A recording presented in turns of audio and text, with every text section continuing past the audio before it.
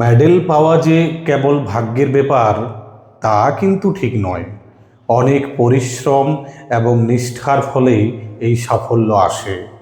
একজন খেলোয়াড় বা পড়ুয়াকে কঠোর অনুশীলন করতে হয় নিজের সেরাটা দেওয়ার জন্য। সব সময় চেষ্টা করতে হয়। এই যাত্রাপথে অনেক বাধা আসে, কিন্তু সেগুলি অতিক্রম করে এগিয়ে যাওয়াটাই আসল। মেডেল জয় কেবল ভাগ্যের উপর নির্ভর করে না, এটি গভীর অধ্যবসায় এবং প্রতিভার সম্মিলিত ফল, তাই না? এক্সাম ওয়ারিয়র্স নরেন্দ্র মোদীর ওই বইটি আমার বেশ ভালো লেগেছে। হ্যাঁ, এখানে কথা আছে, নিজের নোঙর নিজে হন, নিজের শক্তিকে উদযাপন করুন।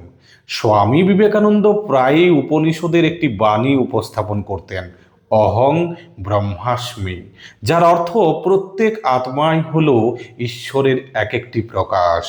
এখানে নিজের উপর ভরসা রাখার কথা বলা হয়েছে, আর আত্মবিশ্বাসের কথা বলেছেন ওই বইটিতে।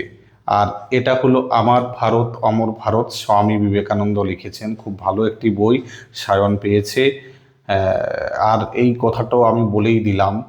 আর বই, সত্যি বই তো পাঠকের কাছে প্রিয় জিনিস সব সময়, তাই না? দেখুন দেখি কত বই, আচার্য কাহিনী, আর সব শেষে এই সার্টিফিকেট। রাজ্যপাল মহোদয়ের কাছ থেকে এই সার্টিফিকেট, বড় প্রাপ্তি সায়নের কাছে।